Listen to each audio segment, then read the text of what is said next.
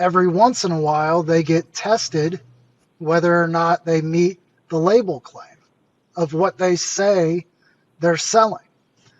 And just doing a Google search, you'll see how many times they fail meeting that label.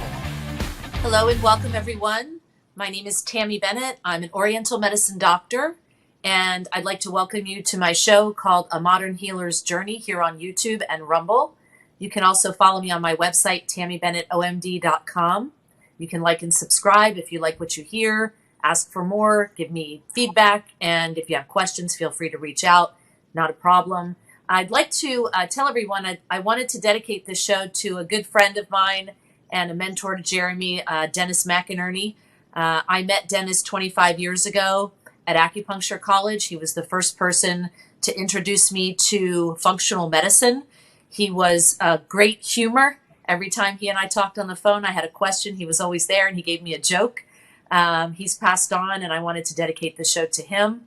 That's how I actually met Jeremy, through the Biotics Research Corporation. And I will let Jeremy tell you what he does at Biotics Research Corporation. Welcome.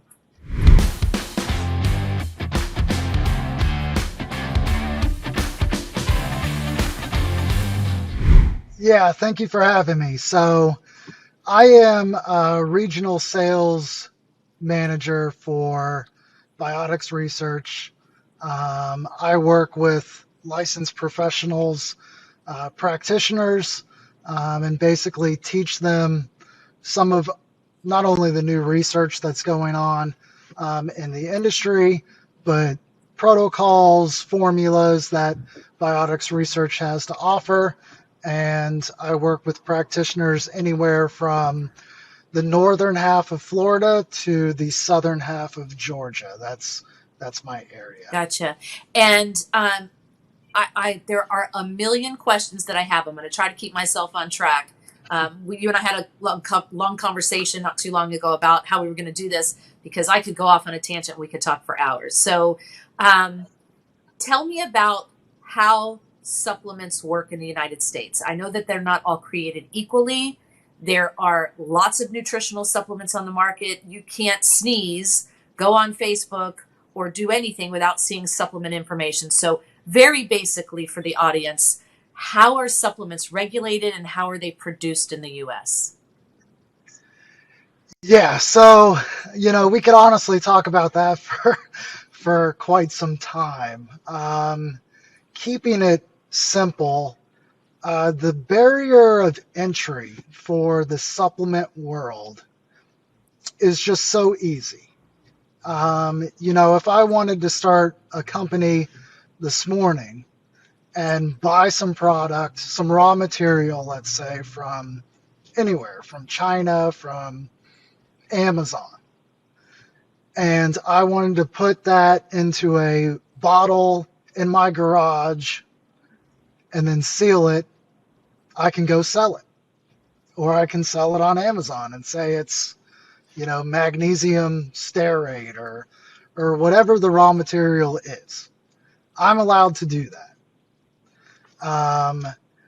The FDA regulates a little bit, but just doing a quick Google search, you can pull up Walgreens, CVS, 7-Eleven supplements that every once in a while they get tested whether or not they meet the label claim of what they say they're selling. And just doing a Google search, you'll see how many times they fail meeting that label claim. Wow. Yeah, one of the ones that really stood out to me before I got into this industry was, I was always taking protein powders. Growing up, I played high school sports, a little college sports, just trying to be an athletic, person. Supplementing protein is a good thing, right? Right. And I remember coming across a protein powder that said no sugar, clean protein. And then once it was tested, it was just loaded with sugar. Yeah. So how do you do something that you think is healthy and have that peace of mind that what you're buying, what you're putting into your body is actually what the label says, right? Right? I mean, it would be like buying chicken breast from a grocery store and then come to find out it's not chicken breast. Right. It's something totally different. So I would say that's the basic part. Um, Once you get to a company like ours, Biotics Research, who, we sell to licensed medical professionals, but we also have a lab. We manufacture. We test the raw materials. If something doesn't meet label claim, it gets discarded. And we always provide our practitioners with the proof, the certificate of analysis, showing that what's in this product is really what's in this product. And tell me about the COA. So the certificate of analysis is a step that you take. It's not required by the FDA, correct? Correct. So most of the time, companies will operate in an SOP. So an SOP is just standard operating procedure. And in the industry, there's different levels of labs, different levels of testing. And unfortunately, like when we were talking about barrier of entry, it's really the emphasis of the company to decide how much moral integrity they want to have. And certain things that we do are above and beyond, but not necessary. Okay. So it's important to have that education to patients, to providers, sort of showing the different nuances of what's possible.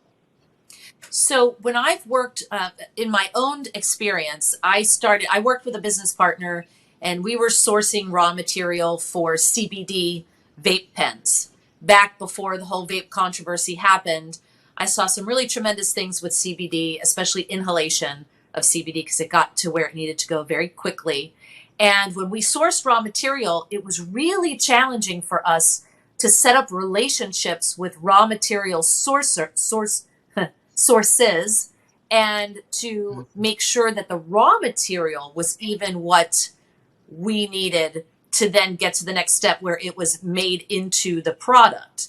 So can you speak to the raw material side of things, like how it maybe isn't done right and how Biotics does it? Yeah, so it's going to depend on the raw material, right?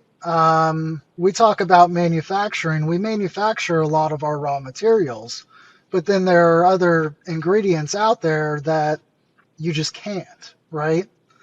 No one company can manufacture all the raw material needed for certain ingredients or therapeutic doses of that raw material. So hemp is a really good example. Like for us, we started noticing all of this hemp CBD flooding into the marketplace. For example, right now, I can go to a gas station and I can get a CBD product from 7-Eleven. But what type of CBD product is it, right?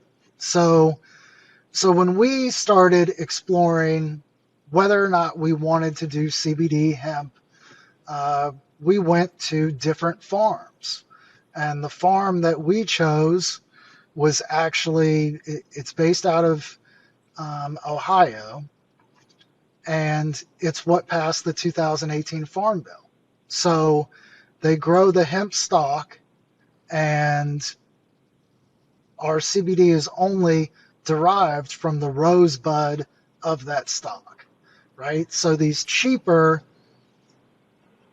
products that you'll see in a gas station, they might just use the stalk of the plant, which is the same stock that they use for like hemp clothes, right? Right. So what you're doing is you're getting a much more therapeutic, potent form, and it just increases. We're able to give a lower dose with more therapeutic value. And it really is the Wild West, right? Someone will use a less desirable portion of the plant, yet charge, the elite pricing of it. And people just don't have the knowledge of what to look for in certain cases. And that's where some of our testing and our research comes into play, is we're looking at dosing, whether it's isolate, whether it's full spectrum, broad spectrum, and what's the benefit of the different areas before we just rush to the marketplace with a hot topic product. So I understand a lot about what you said about the CBD and sourcing raw materials from the hemp plant. Are there other raw materials that can be sourced incorrectly by companies, or how does it done correctly? Can you explain that process? Like maybe like you suggested earlier, like a calcium or a magnesium or something like that? Sure. So, that question somewhat brings to mind supply chain issues and really what we dealt with during the pandemic, right? And when you're relying on a certain raw material and a company provides you the bare bones basic, like an SOP, we're all human. Sometimes that information is just incorrect.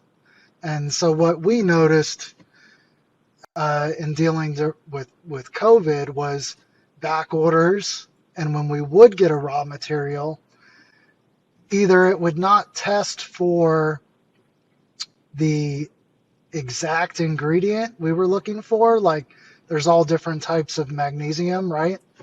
Or it wasn't at the levels of the label claim. So if it's not for our internal testing and just relying on the provider's raw material, we would not be able to pick up on that. So I So think that's a very important differentiator there.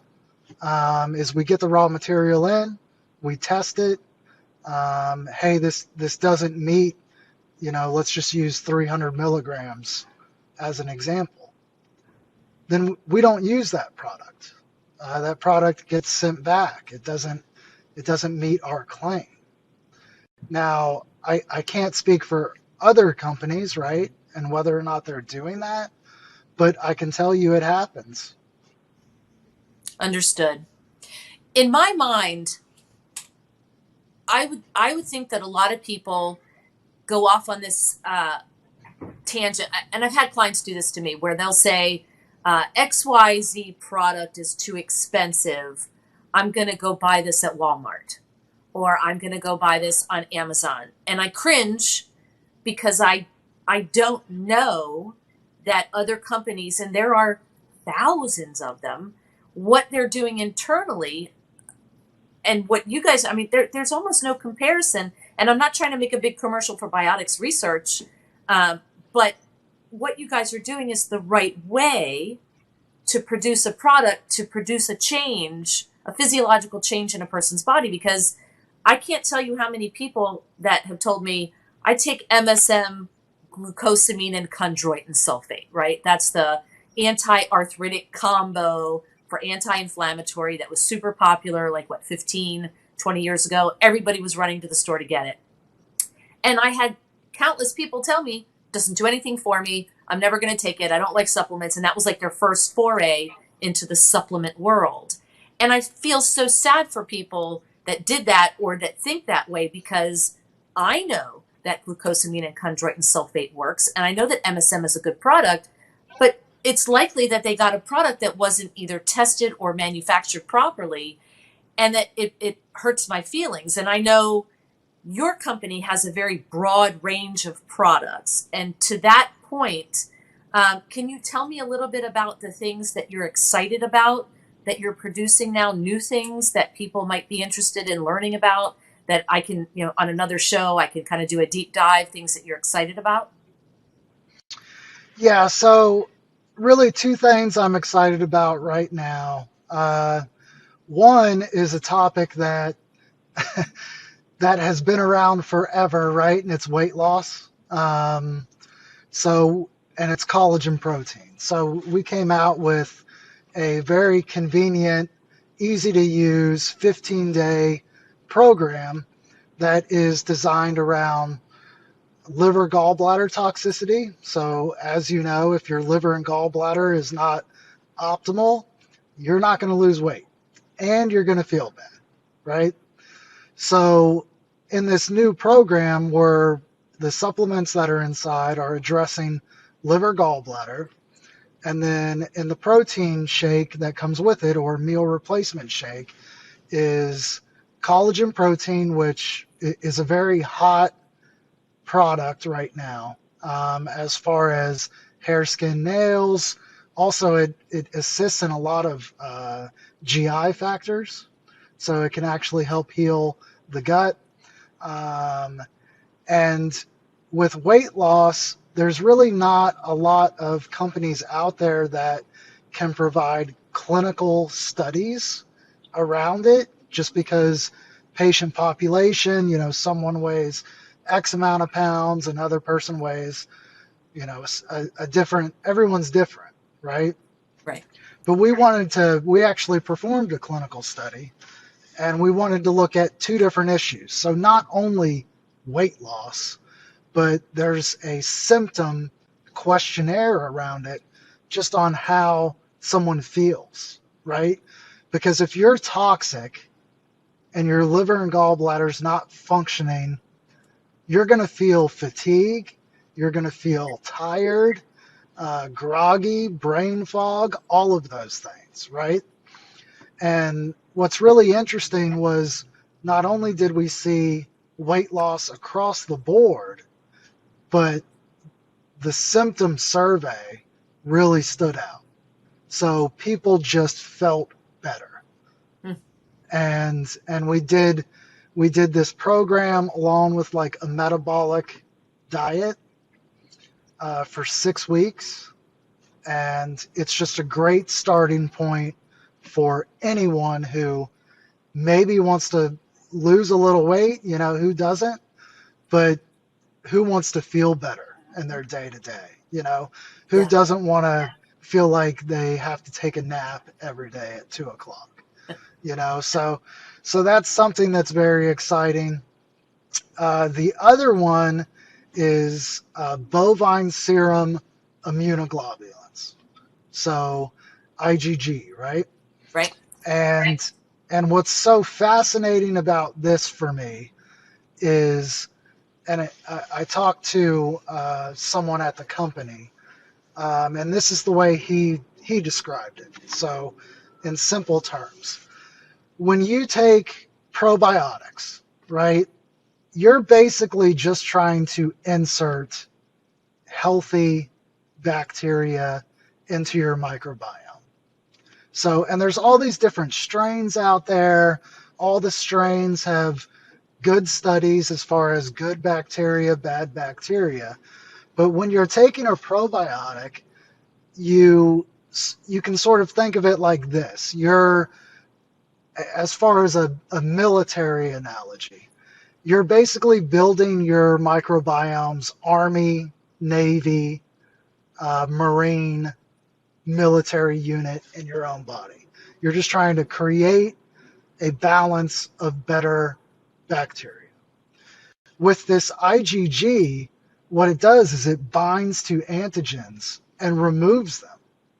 So this IgG is really like the SEAL Team 6 that you're putting into your body, and it's going into your microbiome, attaching to this bad bacteria, things that are causing you distress, and removing it. Does it chelate? Does it chelate? Oh, Yeah. it's a Does it binder. bind to? Yeah. So it binds, and the reason that they found that was they did stool samples. So they would do they would do stool samples before, and let's say like H. pylori, right? Your H. pylori is elevated. Then they would put you on a protocol with this IgG, and it binds to it and removes it via the fecal matter. So it's really, really interesting. And whether we're talking about SIBO, IBS, SIBO, for those out there, that's small intestinal bowel overgrowth. yes. Yep. It's a condition that goes undiagnosed very commonly. Yeah. Yep. So it's just something that operates differently than what we've seen in the past. And we've really seen a lot of huge success with that product. So is that in lieu of or in conjunction with a pre and probiotic? It does not affect any existing protocol. So Okay. you can certainly take pre-probiotics. You can continue on any medications. There's no contraindications. It's phenomenal. So in the case of something like an autoimmune condition like Crohn's or colitis, Absolutely. it's successful there as well. Absolutely. Yep. And does it also somehow modulate the immune response in the gut? It will certainly, yes, it will upregulate. What we've seen is, think about that removal, right? What is causing your body distress? If you're even able to remove that by a certain amount of percentage, it just allows what's going on naturally in your body to operate properly, to go somewhere else. And we've seen people feel better, bowel movements. The initial study was done on HIV patients. When you take that heavy dose HIV medication, Right. it just destroys your gut. Well, it's like chemo. I mean, yeah. So, and people were getting, chronic diarrhea in those, or before that study was done, Right. going to the bathroom. I mean, we're talking about going to the bathroom 15, 20 times a day. Right. Just because their gut is a wreck. And being able to reduce that, not only, is it helping to heal, but think about the quality of life that's providing. For sure.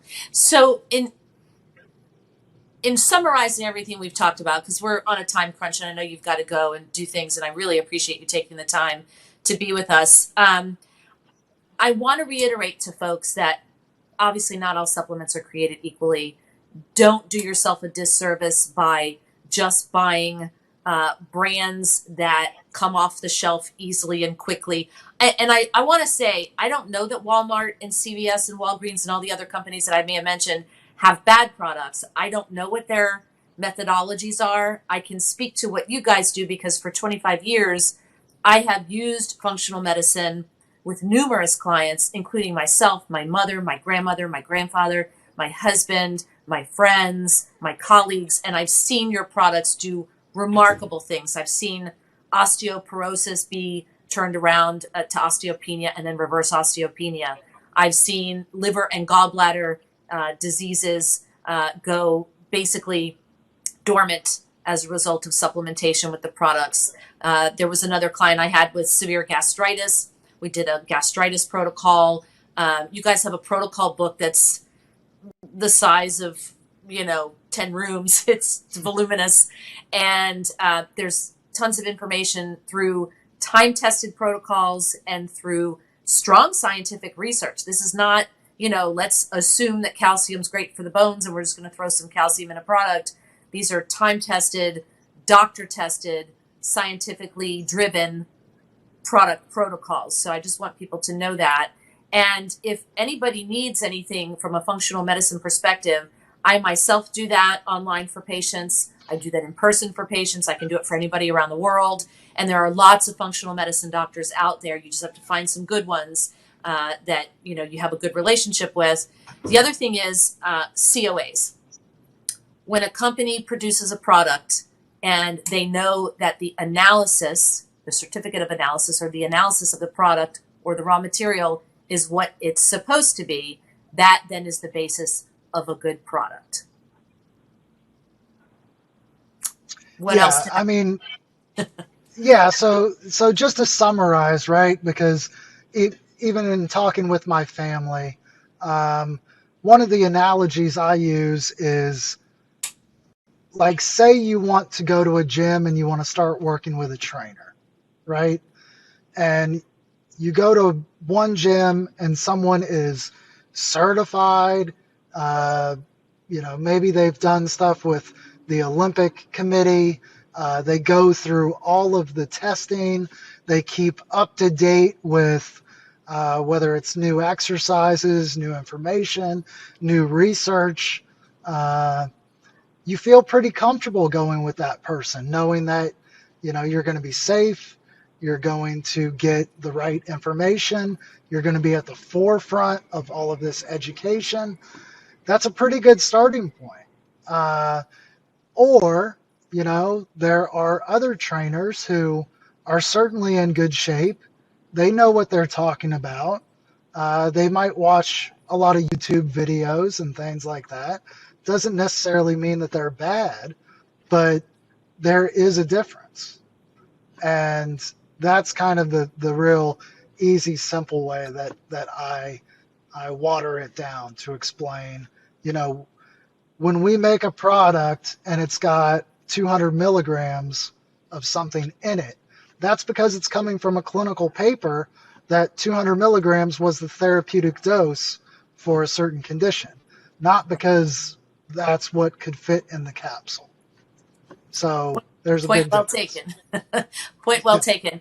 I really appreciate your time. We'll probably come back and do a deep dive maybe on a product specific situation and do maybe something with protocol driven information for diseases or for other conditions at another time. Thank you, Jeremy. It's Biotics Research Corporation, Jeremy Ketzner. My name is Tammy Bennett, and I'm with A Modern Healer's Journey, TammyBennettOMD.com. Thank you.